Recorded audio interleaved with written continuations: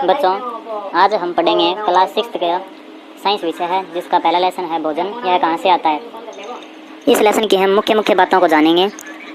आज हम यह देखते हैं कि भोजन क्या है, यह कहाँ से मिलता है और भोजन कहते किसे हैं। किसी भी कार्य को करने के लिए हमें ऊर्जा की आवश्यकता होती है तथा जिस पदार्थ को खाने से हमें ऊर्जा मिलती है उस पदार्थ को हम भोजन कहते हैं।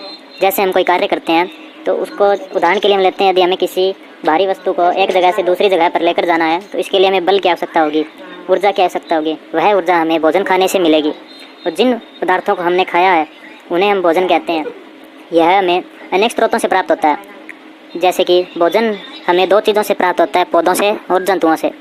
पौधों से प्राप्त होने वाला है गेहूँ, चावल, दाल, अन्य प्रकार के। जंतुओं से हमें प्राप्त होता है अंडा, दूध, मांस, घी, जो हमारे पालतू जानवर होते हैं उनसे। कुछ भाग ऐसे होते हैं पौधों को जिनको हम भोजन के रूप में उपयोग करते हैं। पौधे के कुछ 2 या 2 से अधिक भाग खाने योग्य होते हैं। जैसे कि हम उदाहरण के लिए ले लेते हैं, सरसों के बीज से हमें तेल प्राप्त होता है। इसकी पत्तियों का उपयोग हम साग बनाने के लिए करते हैं। इसमें यहाँ पे एक चित्र दिया गया है पौधे का, जिसके अंदर दिखाया गया इसके विभिन्न भाग। ये होता है पुष्प, पत्ती, कलियाँ, तना, जड़। भोजन हमें पौधों से भी, जंतुओं से भी और मधुमक्खियों के छत्तों से भी प्राप्त होता है। मधुमक्खियों के छत्तों से हमें भोजन कैसे प्राप्त होता है ये जानते हैं। मधुमक्खियाँ फूलों से मकरंद एकत्रित करती है, एकत्रित इकट्ठा मकरंद यानी कि मीठा रस, और इसे अपने छत्ते में भंडारित करती है। फूल और उनका मकरंद वर्ष के कुछ समय ही उपलब्ध होते हैं। मधुमक्खियाँ इस मकरंद का भंडारण कर लेती हैं ताकि पूरे वर्ष इसका उपयोग किया जा सके। हम ऐसे छत्तों में मधुमक्खियों द्वारा भंडारित भोजन का शहद के रूप में उपयोग करते हैं। जंतु क्या खाते हैं? कुछ जंतु घास, चारा खाते हैं, तो कुछ पक्षी या जंतु जो कबूतर, छिपकली, अन्य पक्षी होते हैं तो छोटे छोटे कीटों को खाते हैं।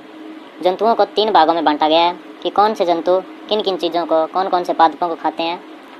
पहला है शाकाहारी जंतु, जो केवल पौधे और पादप को खाते हैं, वे शाकाहारी जंतु कहलाते हैं। फिर आते हैं दूसरे नंबर पर मांसाहारी जंतु, तो दूसरे प्राणियों या कीटों को खाते हैं, वे मांसाहारी जंतु कहलाते हैं। सर्वाहारी जंतु, जो पादप व मांस दोनों को खाते हैं, सर्वाहारी जंतु कहलाते हैं। शाकाहारी जंतु होते हैं गायें, भैंस, घोड़ा आदि, जो सिर्फ पौधों को खाते हैं। ये हमारे पालतू जानवर भी होते हैं। मांसाहारी शेर, चीता, बाघ आदि, ये सिर्फ मांस को ही खाते हैं। सर्वाहारी जंतु बिल्ली, कुत्ता आदि। एक बात यह वैसे ध्यान में रखिएगा, मनुष्य भी सर्वाहारी जंतु के अंतर्गत ही आते हैं। और एक उस पहले लेसन में कुछ क्रियाकलापों को दिया गया है और जिनके अंदर निम्न सारणियों को दिया गया है, उन सारणियों को बच्चे स्वयं भरेंगे। आइए बच्चों, देखते हैं आज हमने क्या क्या पढ़ा है। एक नज़र दोबारा डालते हैं। पहले हमने पढ़े पौधे के कुछ भागों को जाना था। देखते हैं वो भाग कौन कौन से थे। ये पुष्प होता है, ये तना, ये जड़ें, ये पत्ती। पौधों के कुछ ऐसे पौधे होते हैं जिनको हम खाने के रूप में उपयोग करते हैं। जैसे सरसों का पौधा होता है, उससे हमें तेल, सरसों के बीजों से हमें तेल भी मिलता है। खाने के लिए उसकी पत्तियों का हम साग भी बनाते हैं। जंतुओं को 3 भागों में बांटा गया था, शाकाहारी, मांसाहारी और सर्वाहारी। शाकाहारी के अंतर्गत आते हैं गाय और भैंस इत्यादि। मांसाहारी में आते हैं शेर, चीता। सर्वाहारी में कुत्ता और बिल्ली। भोजन में 2 चीज़ों से प्राप्त होता है, पौधों से और जंतुओं से भी। कुछ पौधे ऐसे होते हैं जिनका प्रयोग हम खाने के लिए करते हैं। मनुष्य सर्वाहारी श्रेणी में आता है। भारत के विभिन्न प्रदेशों में खाए जाने वाले भोजन में बहुत अधिक विविधता है।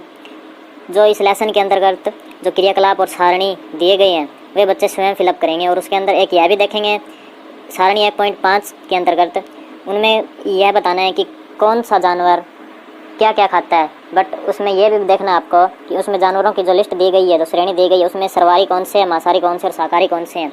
ये आपका आज का होमवर्क है। ठीक है बच्चों।